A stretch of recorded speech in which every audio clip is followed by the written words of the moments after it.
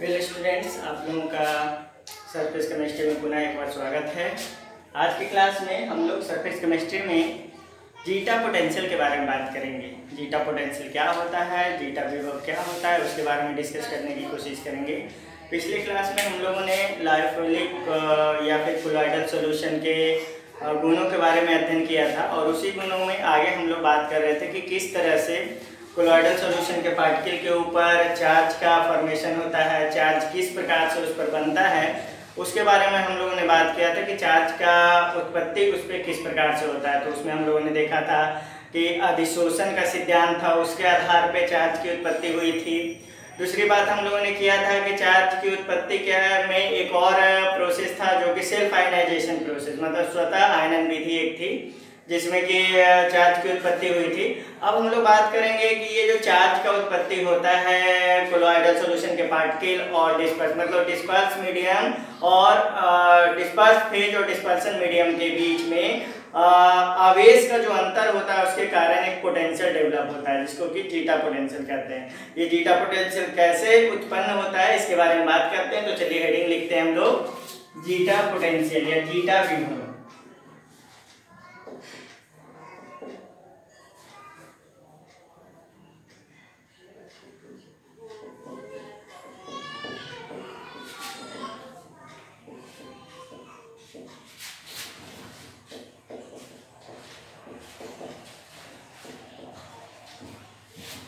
तो चलिए हम लोग बात करते हैं जीटा पोटेंशियल या जीटा विभव के बारे में। तो देखिए ध्यान दीजिए, ये अगर आपका एक बर्तन है जिसमें आपने क्या लिया है, कोलॉइडल सॉल्यूशन को लिया है। कुछ इस प्रकार से आप कोलॉइडल विलयन ले लीजिए।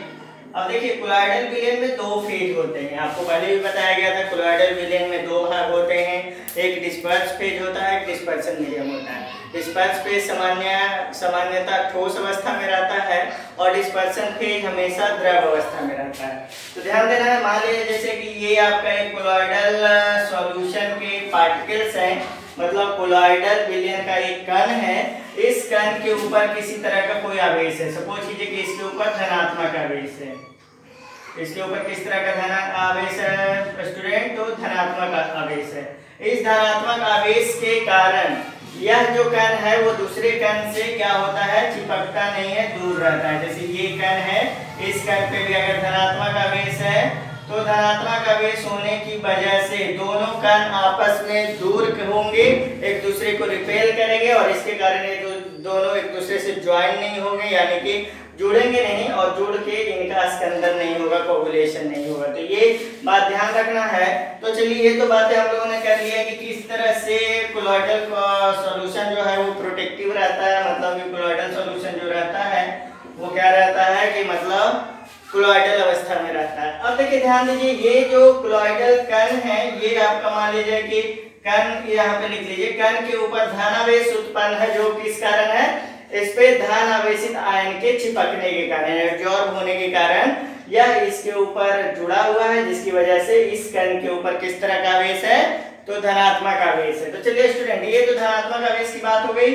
अब देखिए इसके ऊपर द्रव के कण इस प्रकार से, द्रव जो है वो द्रव इस प्रकार से एक मतलब लेयर का निर्माण कर लेता है और द्रव में जो लेयर होता है स्टूडेंट वो धनात्मक भी हो सकता है और ऋणात्मक भी हो सकता है, परंतु ये धनात्मक आवेश होने की वजह से, कण के ऊपर धनात्मक आवेश होने की वजह से सामान्यतः ये देखा जाता है कि ऋणात्मक आवेश वाले जो आयन है डिस्पर्सन मीडियम में वो इसको घेरे हुए रहते हैं। तो डिस्पर्सन मीडियम में ऋणात्मक आवेश वाले आयन घेरे हुए रहते हैं, इसी को हम लोग इलेक्ट्रिकल डबल लेयर कहते हैं। इलेक्ट्रिकल डबल लेयर का मतलब क्या है स्टूडेंट, कि डिस्पर्स मीडियम का एक आवेश या तो धनात्मक हो या ऋणात्मक हो और उसके ऊपर डिस्पर्सन मीडियम का एक लेयर आवेश का जो विपरीत आवेश होता है, इन दोनों के बीच में एक पोटेंशियल का निर्माण होता है। स्टूडेंट आपको पता होगा कि धनात्मक आवेश और ऋणात्मक आवेश के बीच में जो विभवों का अंतर होता है उसी को हम लोग पोटेंशियल डिफरेंस कहते हैं। तो इन दोनों के बीच में एक पोटेंशियल डिफरेंस क्रिएट होता है। एक बात और ध्यान देना है स्टूडेंट कि जो ठोस कण है, हमारे कोलॉइडल सॉल्यूशन के जो ठोस कण है वो इमोबाइल होते हैं, मतलब अस्थिर अवस्था में रहते हैं, उसके आयन जो है वो घूमते फिरते नहीं रहते हैं, वह इसके ऊपर जो अधिशोषित धनात्मक आवेश है वह स्थिर अवस्था में रहेगा, यानी स्टैटिक कंडीशन में रहेगा। जबकि डिस्पर्सन मीडियम में उपस्थित ये ऋणात्मक और ऋणात्मक के ऊपर धनात्मक आवेश, मतलब ध्यान रखना है डिस्पर्सन मीडियम में ऋणात्मक आवेश भी हो सकता है और कैसा आवेश हो सकता है, धनात्मक आवेश में हो सकता है। तो ये जो ऋणात्मक आवेश और धनात्मक आवेश डिस्पर्सन मीडियम में है, ये आवेश चलायमान होते हैं, मतलब डिस्पर्सन मीडियम द्रव अवस्था में रहता है तो वो क्योंकि घूमता रहता है ब्राउनियन मूवमेंट के कारण, यानी कि ब्राउनियन गति के कारण, तो ये चलायमान अवस्था में रहेगा। तो ध्यान रखना है स्टूडेंट, डिस्पर्स फेज के ऊपर उत्पन्न आवेश जो रहेगा वो स्थिर अवस्था में रहता है, जबकि डिस्पर्सन मीडियम में उपस्थित जो आवेश होता है वो चलायमान अवस्था में रहता है। और डिस्पर्सन मीडियम में उपस्थित आवेश धनात्मक भी हो सकता है, ऋणात्मक भी हो सकता है, परंतु डिस्पर्स फेज के ऊपर अधिशोषित आवेश जो होता है वो एक ही तरह का है, अगर धनात्मक है तो धनात्मक है और अगर ऋणात्मक है तो ऋणात्मक है।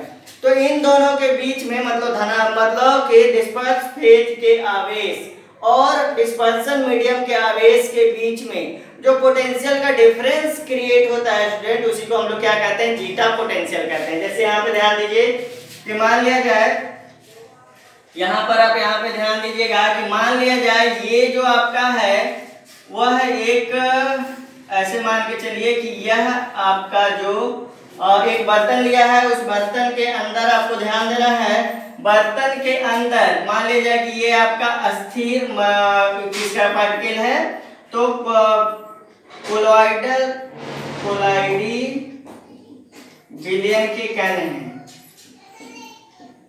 और कोलॉइडी विलयन के कण के ऊपर मान लिया जाए कि धनात्मक आवेश उत्पन्न हो गया स्टूडेंट।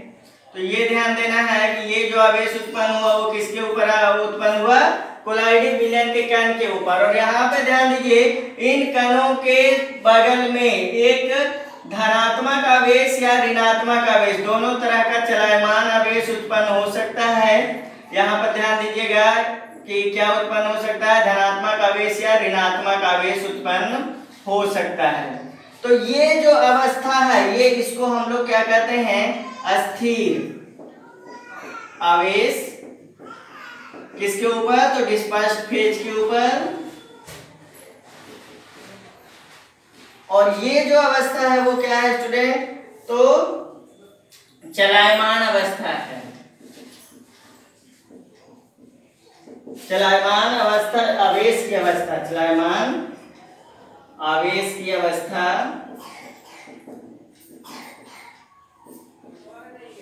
तो ये चलायमान आवेश की अवस्था है जो कहाँ मौजूद है, तो ये मान के चलिएगा डिस्पर्सन मीडियम में। ये क्या है, डिस्पर्सन मीडियम। तो डिस्पर्स फेज में उपस्थित जो आवेश है वो किस अवस्था में है, अस्थिर अवस्था में है, और डिस्पर्सन मीडियम में उपस्थित आवेश जो है वो किस अवस्था में है, तो चलायमान अवस्था में। अब इन दोनों के बीच का यहाँ पे ध्यान दीजिएगा, इन दोनों के बीच का जो विभव उत्पन्न होता है उसी को हम लोग क्या कहते हैं, जीटा विभव कहते हैं, जीटा विभव या जीटा पोटेंशियल कहेंगे। ये तो धनात्मक वाली बात हो गई। अब देखिए ऋणात्मक वाली बात बताते हैं आपको, ये भी आपको समझ में आएगा कि मान लिया जाए कि ये आपका एक क्या है, डिस्पर्स फेज के कण है, यहाँ पे molecule of disperse phase, disperse phase के कण है, उसके ऊपर मान लिया आपके ऋणात्मक आवेश है। किस तरह का आवेश है, तो ऋणात्मक आवेश है। तो ये आवेश किस तरह का हो गया स्टूडेंट, ऋणात्मक आवेश हो गया। और ये तो यहाँ पे हम लिख देते हैं नेगेटिव चार्ज, ऋणात्मक आवेश है। अब देखिए ये ऋणात्मक आवेश किस अवस्था में है, तो अस्थिर होगा, ये स्टैटिक इसको कहते हैं, ये चलायमान नहीं होगा। जबकि इसके बाद जो आपका ये धनात्मक आवेश इसके चारों तरफ आपको नजर आएगा, ऋणात्मक भी नजर आ सकता है, कुछ धनात्मक, यहाँ पर भी ऋणात्मक, इस तरह से आपका जो आवेश नजर आ रहा है। यानी कहने का मतलब ये हुआ कि डिस्पर्सन मीडियम में दोनों तरह के आवेश हैं, धनात्मक आवेश और ऋणात्मक आवेश, परंतु क्योंकि डिस्पर्स फेज के ऊपर ऋणात्मक आवेश है, अतः इसके चारों तरफ धनात्मक आवेश आकर जुड़ जाएंगे, और क्योंकि ये किस अवस्था में मौजूद है, चलायमान अवस्था में। अब देखिए इन दोनों के बीच में यानी ऋणात्मक आवेश ऑफ डिस्पर्स फेज, धनात्मक आवेश ऑफ डिस्पर्सन मीडियम, दोनों के बीच में एक पोटेंशियल डेवलप होगा, और उसी पोटेंशियल को कौन सा पोटेंशियल हम लोग कहेंगे, ये चलायमान अवस्था, यहां पे लिख देंगे चलायमान अवस्था डिस्पर्सन मीडियम का।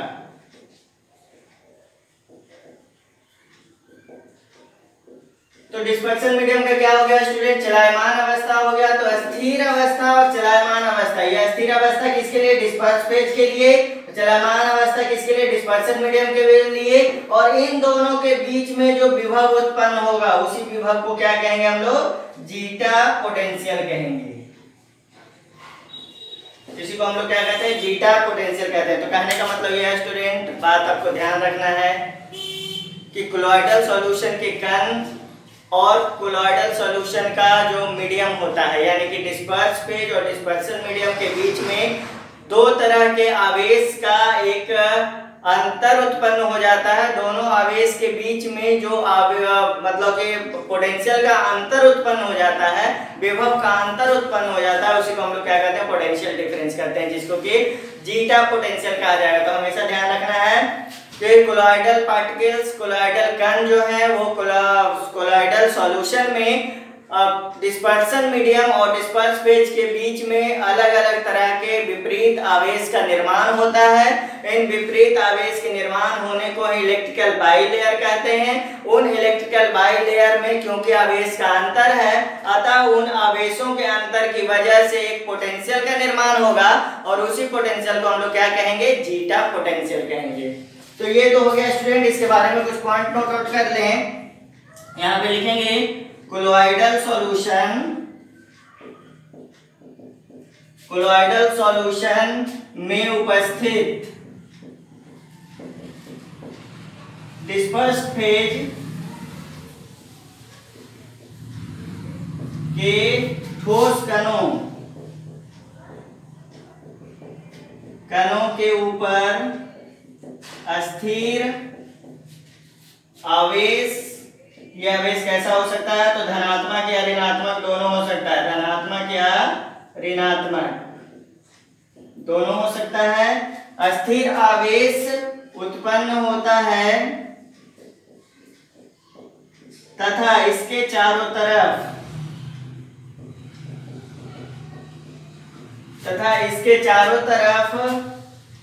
डिस्पर्सन मीडियम में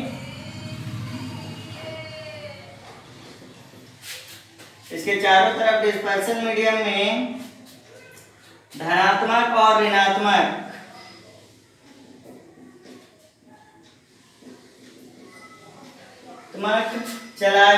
चलायमान आवेश मौजूद रहता है। ठीक है, तो डिस्पर्स फेज और डिस्पर्सन मीडियम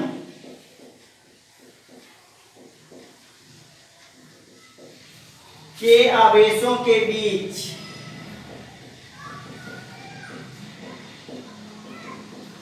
डिस्पर्स और डिस्पर्सन मीडियम के आवेशों के बीच जो विभव उत्पन्न होता है उसे जीटा विभव कहते हैं।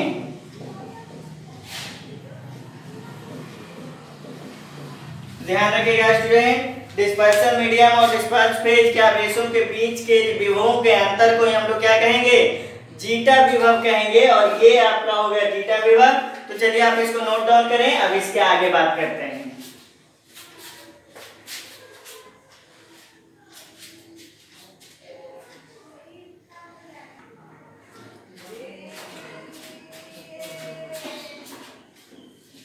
देखिए अब हम लोग बात करेंगे स्टूडेंट कोलॉइडल सॉल्यूशन के जो कण होते हैं उनके स्टेबिलिटी के बारे में, और उनके कोगुलेशन के बारे में। स्टेबिलिटी और कोगुलेशन मतलब कोलॉइडल सॉल्यूशन कितना स्थायी हो सकता है और कितना अस्थायी हो सकता है, इसके बारे में हम लोगों को बात करना है।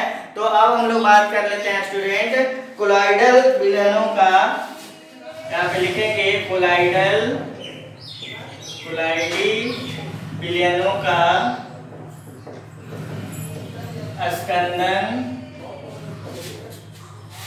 स्कंदन ऐसे लिखेंगे, स्कंदन और अस्थायित्व।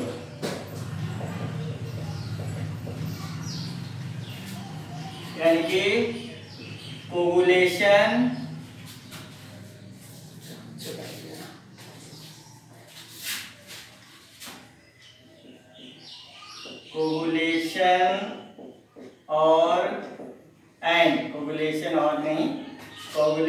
And protection of colloidal solution. तो अब हम लोग बात कर रहे हैं coagulation and protection of colloidal solution के बारे में स्टूडेंट, कि हमारा जो कोलॉइडल सॉल्यूशन है हम लोग क्या उसमें ऐसा करें कि जो हमने कोलॉइडल सॉल्यूशन बनाया है वो हमेशा के लिए कोलॉइडल सॉल्यूशन के रूप में ही रहे। या फिर मान लीजिए कोई कोलॉइडल सॉल्यूशन है उसको हम लोग किस प्रकार से कोलॉइडी विलयन से डिस्पर्स फेज को और डिस्पर्सन मीडियम को अलग कर सकते हैं। तो देखिए डिस्पर्स फेज और डिस्पर्सन मीडियम को अगर आप अलग करना चाहते हैं तो आप क्या कर सकते हैं कि कोलॉइडल सॉल्यूशन में उपस्थित जो कोलॉइडी कण हैं उनको आप जमा कर दीजिए, यानी उनको एक दूसरे से जोड़ दीजिए, जिसके कारण क्या हो जाएगा कि वो एक जगह जुड़कर कोलॉइडल सॉल्यूशन में उपस्थित डिस्पर्सन मीडियम से अलग हो सकता है। उसको हम लोग स्कंदन कहते हैं। जैसे अंडे का स्कंदन कोगुलेशन, जैसे अंडा होता है ना कि आपको अगर कहा जाए कि कच्चा अंडा है और उसमें से आपको क्या करना है कि कच्चा अंडा से अंडा का जो सेल है ऊपर का कैल्शियम कार्बोनेट का जो कवर बना हुआ होता है उसको अलग करना है। तो कच्चा अंडा से अलग करने जाएंगे तो क्या करेंगे, उसको जैसे ही खोलने की कोशिश करेंगे अंडा टूट जाएगा और अंदर का जो भाग है अंडे का वह बह जाएगा और बर्बाद हो जाएगा। परंतु अगर आपको कहा जाए उसको अलग करना है, आप किसी भी माध्यम से ऊपर वाले सेल को अलग कर सकते हैं, तो आप क्या करेंगे पहले अंडे को गर्म करेंगे। जब आप अंडे को गर्म करेंगे तो क्या होगा स्टूडेंट, अंडे के अंदर का जो भाग है वो जम जाएगा, कोगुलेट कर जाएगा। उसके बाद आसानी से उसके ऊपर के भाग को हम लोग अलग कर सकते हैं, यानी कि उसके सेल को उससे अलग कर सकते हैं। तो यह एक प्रक्रिया कोगुलेशन की होती है। उसी प्रकार से कोलॉइडल सॉल्यूशन में कोगुलेशन का प्रक्रिया है, स्कंदन की प्रक्रिया है, जिसके माध्यम से हम लोग क्या कर सकते हैं कि कोलॉइडल विलयन में उपस्थित कोलॉइडी कणों को जमा कर उससे अलग कर सकते हैं, कोगुलेट करके उससे अलग किया जा सकता है। तो कैसे कोगुलेट करके उससे अलग कर सकते हैं इसके बारे में हम लोग बात करते हैं। तो यहाँ पे हम लोगों के पास दो टॉपिक है, एक कोगुलेशन और दूसरा प्रोटेक्शन। मतलब कि आप कोलॉइडी विलयन को किस तरह से अस्थायी तौर पे हमेशा के लिए बना के रख सकते हैं, उसे रक्षित कर सकते हैं। दूसरा कोलॉइडल विलयन को अगर आप कोगुलेट करते हैं, मतलब कि कोलॉइडल विलयन में उपस्थित डिस्पर्स फेज को डिस्पर्सन मीडियम से अलग करना चाहते हैं, तो उसके लिए आपको क्या करना होगा, कोगुलेशन करना होगा। तो चलिए पहले समझते हैं कोलॉइडी विलयन को किस प्रकार से हम लोग स्कंदन कर सकते हैं। तो देखिए यहाँ पे मान लिया जाए आपके पास एक कोलॉइडल विलयन है और जैसे ये फेरिक हाइड्रोक्साइड है स्टूडेंट, FeOH3, ये फेरिक हाइड्रोक्साइड है। और इस तरह के फेरिक हाइड्रोक्साइड के कोलॉइडल सॉल्यूशन को कैसे बनाते थे, तो फेरिक हाइड्रोक्साइड के तुरंत के बने हुए अपक्षेप के ऊपर फेरिक क्लोराइड इलेक्ट्रोलाइट के रूप में जब इसमें ऐड करते थे तो इसके ऊपर Fe3+ का कौन सा बेस आ जाता था, धनात्मक आवेश।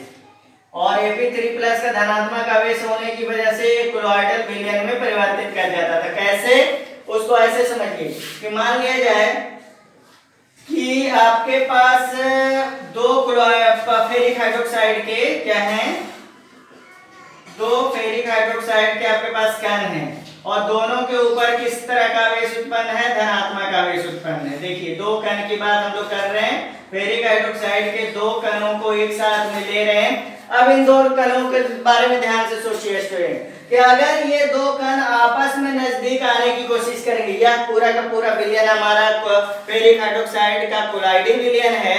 इस कोलॉइडी विलयन में दो कण हम लोगों ने लिए दिया है फेरिक हाइड्रोक्साइड का, इन दो कणों के ऊपर, फेरिक हाइड्रोक्साइड के दो कणों के ऊपर धनात्मक आवेश है, तो इस धनात्मक आवेश वाले फेरिक हाइड्रोक्साइड के कण जब नजदीक आएंगे तो होगा क्या स्टूडेंट कि ये इसके ऊपर जो धनात्मक आवेश है, ये धनात्मक आवेश एक दूसरे को रिपेल करेगा, एक दूसरे से दूर जाने की कोशिश करेगा, अतः ये एक दूसरे से चिपकेगा नहीं, यानी कोगुलेट नहीं करेगा, जमेगा नहीं, जुड़ेगा नहीं। तो क्यों नहीं जुड़ रहा? Due to presence of positive charge on the particles of colloidal solution, मतलब कि इस कोलॉइडल सॉल्यूशन के कणों के ऊपर जो धनात्मक आवेश है, इस आवेश की वजह से ही ये नहीं जुड़ रहा है। तो इसका मतलब ये हो गया स्टूडेंट कि अगर आप किसी भी कोलॉइडल सॉल्यूशन को रक्षित करना चाहते हैं, अस्थायी बनाना चाहते हैं, तो उसके ऊपर क्या डेवलप करना होगा? आवेश उत्पन्न करना होगा, और यही आवेश उसको हमेशा के लिए क्या कर सकता है? अस्थायी बना सकता है। ये तो अस्थायित्व की बातें हो गई। अब बात करेंगे कोगुलेशन की, कि कैसे हम, मान लीजिए कोलॉइडल फेरिक हाइड्रोक्साइड का कोलाइडी विलयन है, और इस फेरिक हाइड्रोक्साइड के कोलाइडी विलयन से हम इसे अलग करना चाहते हैं। किसे अलग करना चाहते हैं? तो ये कोलाइडी विलयन में उपस्थित जो कण है, इसको जोड़कर इसको कोगुलेट करना चाहते हैं, जमाना चाहते हैं, और डिस्पर्सन मीडियम से इसको अलग कर देना चाहते हैं। तो उसके लिए क्या करना होगा स्टूडेंट? तो कुछ नहीं करना होगा, आप कुछ ऐसा कीजिए कि ये जो इस पे धनात्मक आवेश है, ये धनात्मक आवेश गायब हो जाए।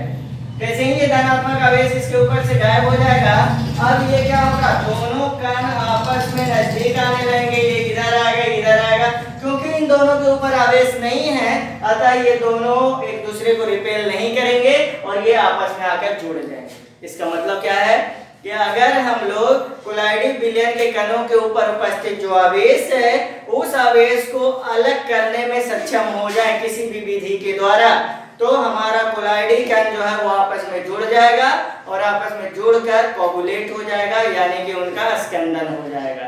तो ये दो भाग हो गया स्टूडेंट, एक इनका प्रोटेक्शन और दूसरा इनका कोगुलेशन। तो सबसे पहले हम यहाँ पे लिखेंगे प्रोटेक्शन यानी रक्षण, अस्थायित्व इसको कहेंगे रक्षण, और इसी को कहेंगे प्रोटेक्शन। पहले इसके बारे में बात कर लेते हैं, प्रोटेक्शन कैसे होगा। तो यहाँ पे लिखेंगे कोलाइडी कणों के ऊपर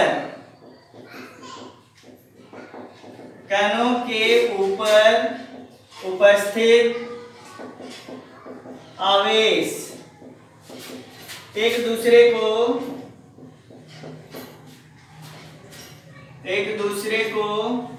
प्रतिकर्षित करती है, जिससे कोलाइडी कण आपस में नहीं जुड़ते हैं तथा वे अस्थायित्व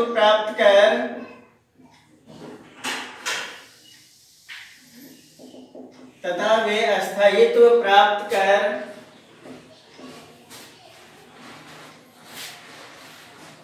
हमेशा के लिए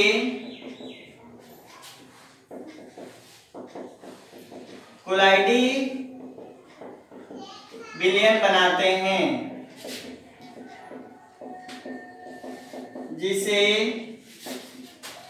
कोलाइडी विलयन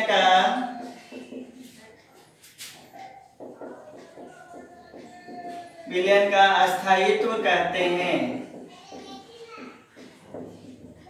तो ये तो हो गया प्रोटेक्शन स्टूडेंट, अस्थायित्व यानी कि किसी भी तरह से आप कोलाइडी विलयन के कणों पे वैसे आवेश को उत्पन्न कर दें जो हमेशा के लिए उस पे मौजूद रहे, तो उससे क्या होगा? कोलाइडी कण के पार्टिकल आपस में एक दूसरे से दूर रहेंगे और उनका अस्थायित्व हो जाएगा, प्रोटेक्शन हो जाएगा। जैसे उदाहरण स्वरूप आप जो साबुन लाते हैं जिसको क्या आप कहते हैं हैंड वॉश, उन हैंड वॉश में बहुत सारे प्रोटेक्टिव क्लोराइड्स मिले हुए होते हैं, मतलब उसमें कुछ प्रोटेक्शंस लगे हुए होते हैं, जिसके कारण क्या होता है कि साबुन हमेशा के लिए किस अवस्था में रह जाता है? तो कोलाइडी विलयन की अवस्था में रहता है। किसमें? हैंड वॉश में। लेकिन स्टूडेंट अगर उसमें कुछ ऐसा पदार्थ मिला दिया जाए, जैसे कि उसमें आप कुछ मात्रा में क्या मिला दीजिए, तो सोडियम हाइड्रोक्साइड को मिला दीजिए, या फिर कुछ मात्रा में उसमें आप अम्ल मिला दीजिए, तो तो क्या होगा उसके मिलाने से कि कोलाइडी विलयन जो आपका साबुन है उस साबुन में उपस्थित कोलाइडी विलयन के जो कण हैं वो कण आपस में जमते चले जाएंगे और उससे क्या हो जाएगा कि साबुन और पानी दोनों एक दूसरे से अलग अलग हो जाएंगे। तो स्टूडेंट अगली बात हम लोगों को करना है कोगुलेशन के बारे में, यानी कि हम बात करने वाले हैं स्कंदन के बारे में। स्कंदन जिसको कि कहते हैं कोगुलेशन। स्कंदन यानी किसके बारे में बात करेंगे स्टूडेंट? कोगुलेशन के बारे में। तो यह स्कंदन क्या है, कोगुलेशन क्या है, तो ध्यान रखिएगा। ध्यान आपको ये रखना है कि स्कंदन और कोगुलेशन का मतलब ये होता है कि जब डिस्पर्स फेज का डिस्पर्शन मीडियम से अलग हो जाना, किस प्रक्रिया में, तो वो आपस में जुड़ जाएंगे, जम जाएंगे और जमकर डिस्पर्शन मीडियम के द्रव से ठोस के रूप में वो बाहर निकल जाएंगे। इसको हम लोग स्कंदन कहते हैं, जमना कहते हैं। तो ध्यान दीजिएगा यहाँ पे हम क्या लिखेंगे स्टूडेंट? अगर कोलाइडी विलयन में, अगर किसी कोलाइडी विलयन में कुछ इलेक्ट्रोलाइट को मिला दिया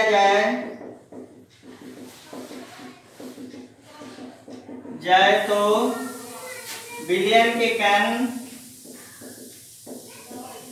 कण के ऊपर उपस्थित आवेश समाप्त हो जाता है तथा कण आपस में जुड़कर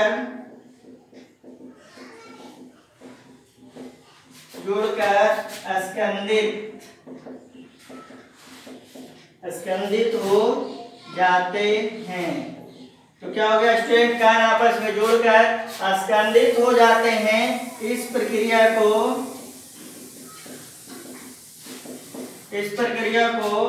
स्कंदन कहते हैं। इस प्रक्रिया को क्या कहेंगे? स्कंदन कहेंगे। और उसका एक उदाहरण हम आपको दिखाएं, जैसे ये फेरिक हाइड्रोक्साइड है स्टूडेंट। यहाँ पे फेरिक हाइड्रोक्साइड के ऊपर धनात्मक आवेश है। अब इसमें आप क्या कर दीजिए, थोड़ी सी मात्रा में सोडियम हाइड्रोक्साइड मिला दीजिए, NaOH, इलेक्ट्रोलाइट के रूप में। अब ये जो धनात्मक आवेश है, ये धनात्मक आवेश इसके ऊपर से समाप्त हो जाएगा। कैसे समाप्त हो जाएगा? ध्यान दीजिए कि सोडियम हाइड्रोक्साइड जैसे ही मिलाइएगा तो ये Na+ और OH- में टूटेगा। अब ये OH- इसके ऊपर आएगा, ये था क्या? Fe3+, और ये आकर इससे जुड़ जाएगा और जुड़ के क्या बना देगा? FeOH3। और जैसे ही ये FeOH3 बनाएगा स्टूडेंट, वैसे ही इसके जो धनात्मक आवेश वाले Fe3+ थे, ये सारे इसके ऊपर से गायब हो जाएंगे और ये आपस में जुड़कर क्या हो जाएंगे? स्कंदित हो जाएंगे। तो यहाँ पे आप उदाहरण में लिख सकते हैं। उदाहरण में हम लिखे हैं यहाँ पे, तो उदाहरण क्या होगा? लिखिए कि फेरिक हाइड्रोक्साइड के कोलॉइडल सॉल्यूशन में जब सोडियम हाइड्रोक्साइड इलेक्ट्रोलाइट के रूप में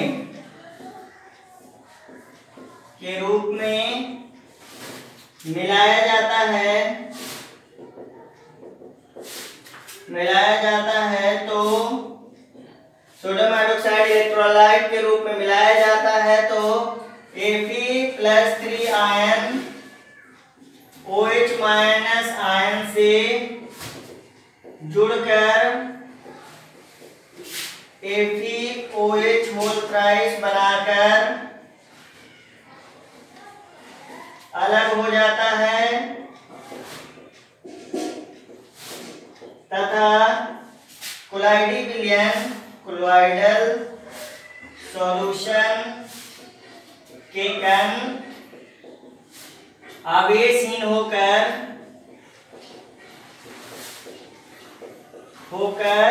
स्कंदित हो जाते हैं। क्या हो गया स्टूडेंट? आवेशहीन होकर स्कंदित हो जाते हैं। अतः उचित मात्रा में इलेक्ट्रोलाइट के द्वारा हम लोग क्या कर सकते हैं? किसी भी कोलॉइडल सॉल्यूशन को स्कंदित कर सकते हैं। तो चलिए स्टूडेंट, इसको आप लोग नोट डाउन कीजिए। अब इसके आगे हम लोग बात करते हैं।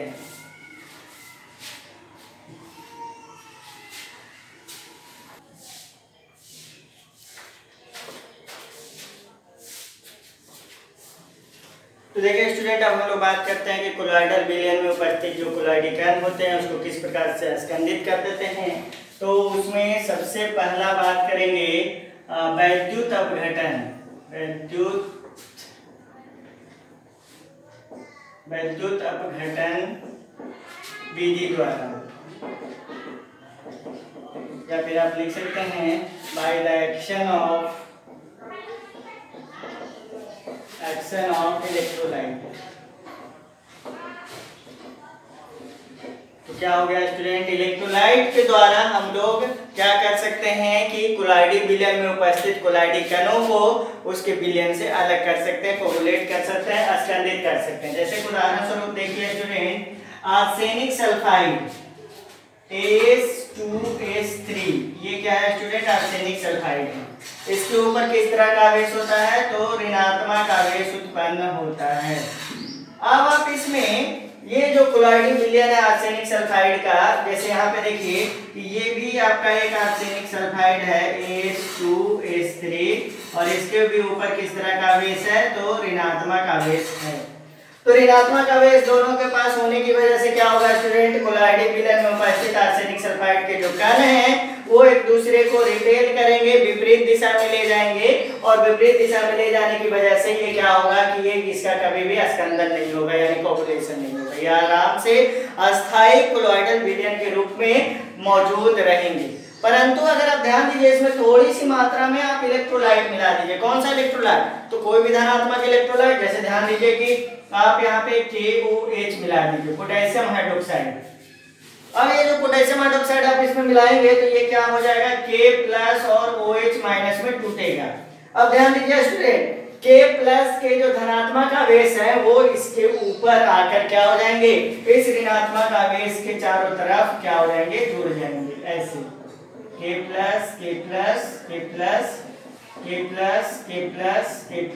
अब देखिए K+ जो है, मान लीजिए इसके ऊपर एक कोई भी ऋणात्मक आप ये ले सकते हैं, इसके ऊपर जो ऋणात्मक आवेश उत्पन्न हुए वो सपोज कीजिए कि H2- का था, यानी सल्फर का ऋणात्मक आवेश के साथ ये इसके ऊपर ऋणात्मक आवेश बनाया हुआ था। तो ये क्या हो जाएगा, K+H2 यानी K2S पोटेशियम सल्फाइड का निर्माण कर देगा स्टूडेंट। और जब पोटेशियम सल्फाइड का निर्माण होगा तो क्या हो जाएगा, अब ये कण आवेशहीन हो जाएंगे। ध्यान दीजिए, ये As2S3 क्या हो गए, आवेशहीन हो गए, और आवेशहीन होने की वजह से ये दोनों क्या हो जाएंगे, एक दूसरे से जुड़ जाएंगे, और जुड़ने की वजह से क्या हो जाएगा, इनका स्कंदन हो जाएगा, और इसको क्या कहेंगे, कोगुलेशन कहेंगे। तो देखिए ये ध्यान देना है कि अगर आप किसी इलेक्ट्रोलाइट मतलब किसी भी कोलॉइडल सॉल्यूशन को कोगुलेट करना चाहते हैं, स्कंदित करना चाहते हैं, तो आपको करना क्या होता है कि उसमें आप उचित मात्रा में इलेक्ट्रोलाइट को मिलाएं, और उचित मात्रा में इलेक्ट्रोलाइट के मिलाने के कारण उसमें क्या हो जाएगा कि वह इलेक्ट्रोलाइट आवेश को कोलॉइडल सॉल्यूशन के कण के ऊपर से हटा देगा, और जब कोलॉइडल सॉल्यूशन का कण आवेशहीन हो जाएगा तो आवेशहीन होने के बाद वो दोनों एक दूसरे के साथ चिपक जाएंगे, जुड़ जाएंगे, और जुड़ने की वजह से क्या होगा कि वो स्कंदित हो जाएंगे, कोगुलेट हो जाएंगे। तो यहाँ पे हम लोग लिखते हैं कि उचित मात्रा में इलेक्ट्रोलाइट को कोलॉइडल सॉल्यूशन में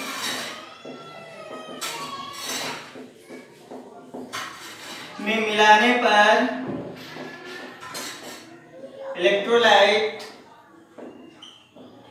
इलेक्ट्रोलाइट कणों के ऊपर मौजूद उचित मात्रा में इलेक्ट्रोलाइट को कोलॉइडल सॉल्यूशन में मिलाने पर इलेक्ट्रोलाइट कणों के ऊपर मौजूद आवेश को हटा देता है, जिससे कोलॉइडल सॉल्यूशन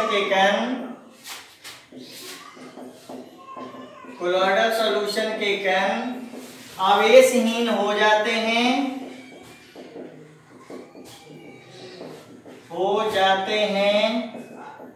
तथा कोलॉइडल सॉल्यूशन के कण आवेशहीन हो जाते हैं तथा आपस में जुड़कर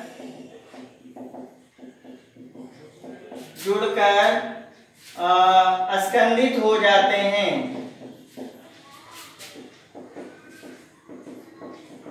ये तो हो गया स्टूडेंट। उदाहरण भी यहाँ लिख देते हैं हम लोग।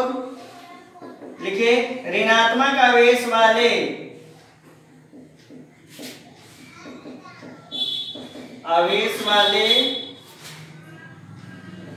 आर्सेनिक सल्फाइड में जब इलेक्ट्रोलाइट के रूप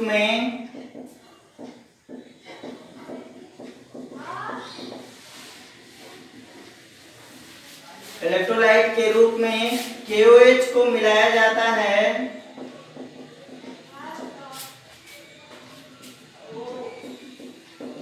तब KOH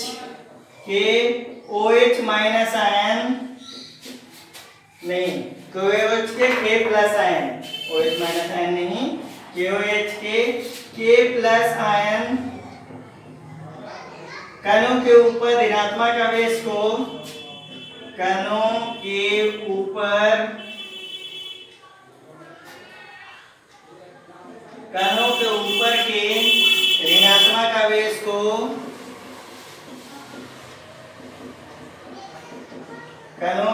के ऋणात्मक आवेश को हटा देता है,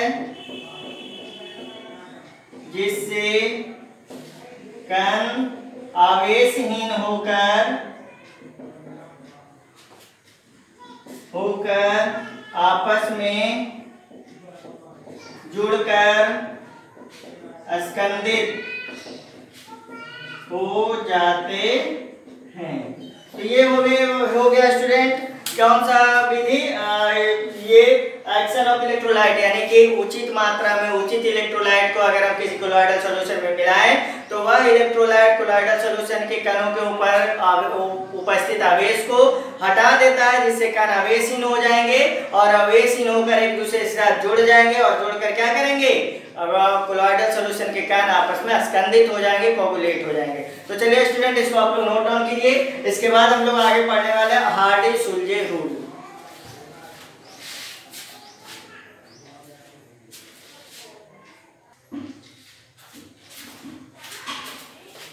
तो चलिए स्टूडेंट, अब एक बात और हम लोग बात कर लेते हैं किस किस तरह के सोल पॉजिटिव सोल होते हैं, किस तरह के सोल नेगेटिव सोल होते हैं। तो यहाँ पे हम लोग कुछ पॉइंट नोट आउट करते हैं। पॉजिटिव कोलॉइडल सॉल्यूशन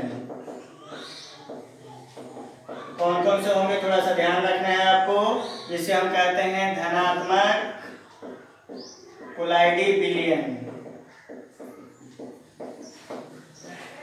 तो धनात्मक कोलाइडी विलयन क्या हो सकते हैं, जैसे स्टूडेंट ध्यान दीजिए, FeOH पोल थ्राइस आपका हो सकता है, फेरिक हाइड्रोक्साइड हो सकता है, Fe2O3 into XH2O हो सकता है, और अब बात करें तो Al2O3 into XH2O हो सकता है, और अगर आप बात करें तो यहाँ पे एल्युमिनियम के बाद Mg ले सकते हैं, MgO into XH2O हो सकता है इत्यादि। कहने का मतलब धात्विक ऑक्साइड जो होंगे वो सारे के सारे धात्विक ऑक्साइड किस तरह के सोल बनाएंगे स्टूडेंट, तो वो सारे बनाएंगे आपके पॉजिटिव सोल यानी धनात्मक सोल। अब ऋणात्मक सोल के बारे में बात कर लेते हैं। निगेटिव सोल या फिर लिखिए कोलॉइडल सॉल्यूशन, निगेटिव सोल या फिर लिखिए कोलॉइडल सॉल्यूशन, और इसको लिखेंगे ऋणात्मक कोलाइडी विलयन। और ऋणात्मक कोलाइडी विलयन में ध्यान रखना है स्टूडेंट, सबसे पहले तो आपको गोल्ड का, प्लेटिनम का, सिल्वर का जो भी सोल होगा वो कैसा होगा, ऋणात्मक कोलाइडी विलयन होगा। यहाँ पे लिख दीजिए गोल्ड सोल, सिल्वर सोल, और क्या लिख सकते हैं प्लेटिनम सोल, फिर क्या लिख सकते हैं, आर्सेनिक सल्फाइड H2S3, फिर क्या लिख सकते हैं आप, एंटीमनी Sb2S3 इत्यादि। ये सारे किस तरह के सोल हैं स्टूडेंट, तो ध्यान रखिएगा ये सारे ऋणात्मक सोल हैं, यानी कि नेगेटिव कोलॉइडल सॉल्यूशन। तो पॉजिटिव कोलॉइडल सॉल्यूशन धात्विक ऑक्साइड का जो भी कोलॉइडल सॉल्यूशन बनेगा वो अधिकतर मान के चले, मतलब क्रियाशील धात्विक ऑक्साइड, क्रियाशील धात्विक ऑक्साइड जो भी होगा वो पॉजिटिव सोल होगा, धनात्मक सोल होगा। और कम क्रियाशील या फिर अक्रियाशील जो धातु होंगे उनके जो सोल बनेंगे वो कैसे सोल बनेंगे, ऋणात्मक सोल बनेंगे। तो ये हो गया धनात्मक सोल और ऋणात्मक सोल। तो स्टूडेंट आज यहाँ पे हम लोग रोकेंगे अपने क्लास को ऋणात्मक सोल और धनात्मक सोल तक। इसके आगे फिर हम लोग बात करने वाले हैं हार्डी-सोल्जे रूल और भी बहुत कुछ है, तो उसको हम लोग नेक्स्ट क्लास में डिस्कस करेंगे स्टूडेंट। तो आज की क्लास को आप अच्छी तरह से समझ लीजिए, पढ़ लीजिए, आप जान लीजिए किस तरह से इसको समझना है। अगर किसी तरह की कोई परेशानी हो तो आप कमेंट कर सकते हैं, और जो बच्चे नए हैं वो इस चैनल को सब्सक्राइब कर दें ताकि इसमें जो भी नए वीडियो आपको बनने वाले हैं वो आपको लगातार मिलता रहे और आप इसका फायदा उठा सकें। तो स्टूडेंट आज का वीडियो देखने के लिए बहुत बहुत धन्यवाद आपका।